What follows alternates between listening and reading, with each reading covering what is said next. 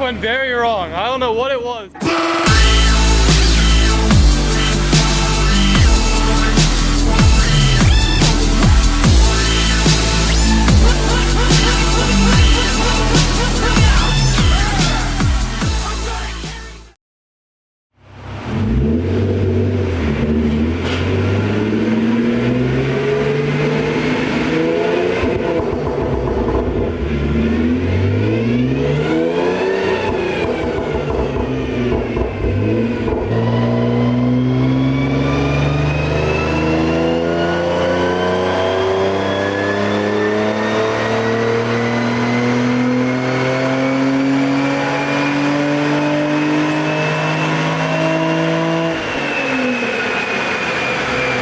Hey, what's going on, guys? Another week, another vlog. Yeah, I skipped last week's vlog because there was not much of content, but there was a lot of update on some of the cars that we have, and I'm gonna just go through some of them.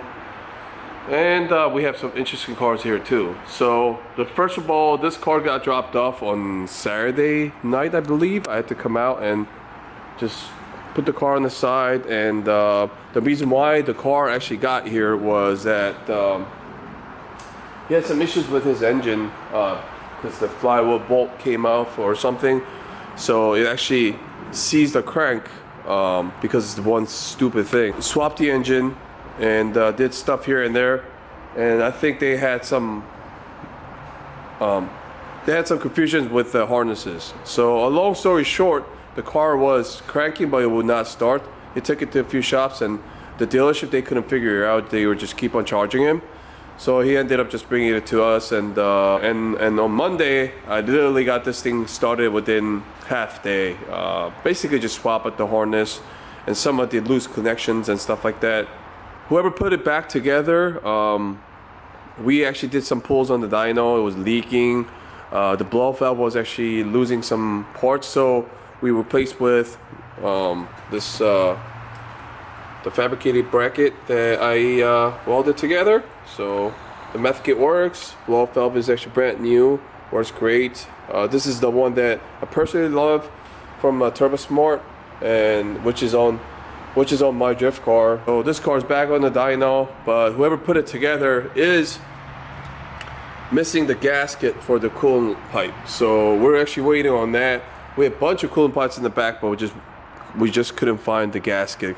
Because I remember I found the last one for my drift car, and I put it on my drift car. At one point I was gonna take it apart, but in order to take this apart, the whole pipe actually has to come off, so, or come loose at least, and it's just a lot of work. But I have another parts car coming over the weekend, so hopefully I could take that off and then put it back together, and he could pick it up next week and he could drive back.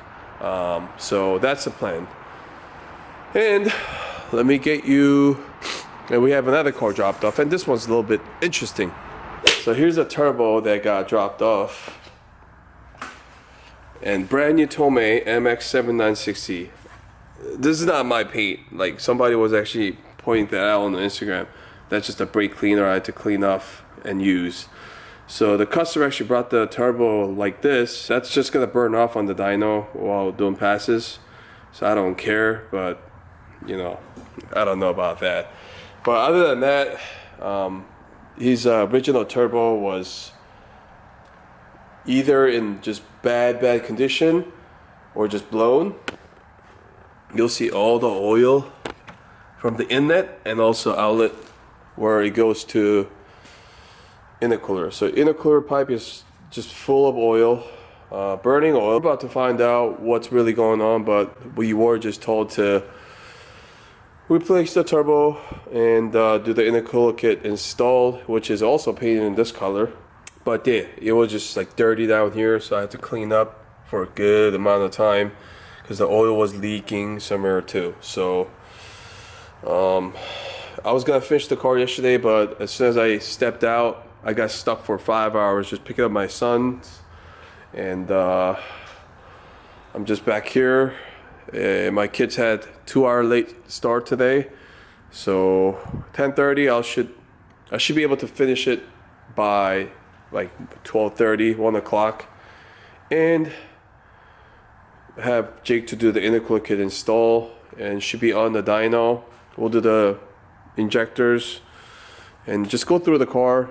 I gotta go through the spark plugs and all that stuff too. I mean, he has okay oil in there, but I'm just kind of worried about the whole maintenance. And the car has 110,000 miles on it, so his bolts were all seized, and whoever did the O2 housing install had like forced all the bolts to just like sit in, and it wasn't even flush all the way, so it was leaking the whole time, and obviously it messed up the whole threads.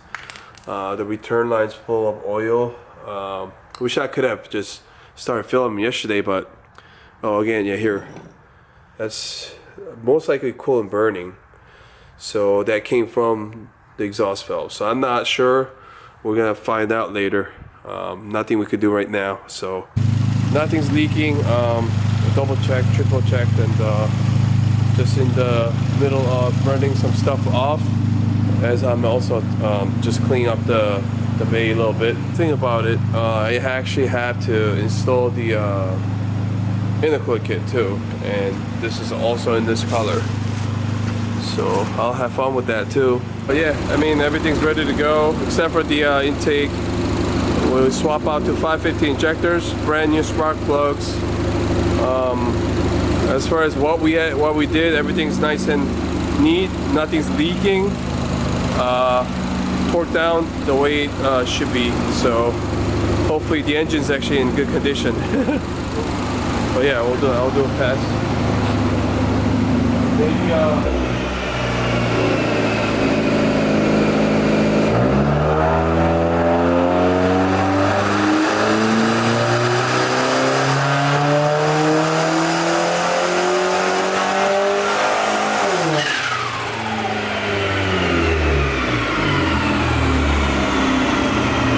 so what you just saw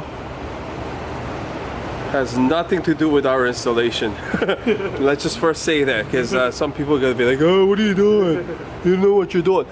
So if you look over here, I actually point this out to the owner, and it's missing the bolt here, and you can see all the oil coming out of here, which I cleaned up while I was doing the install. So whoever put the bolt in forced it, and this top of the head where it meets to the cover is actually literally drilled and has a hole underneath, and you could actually feel the oil.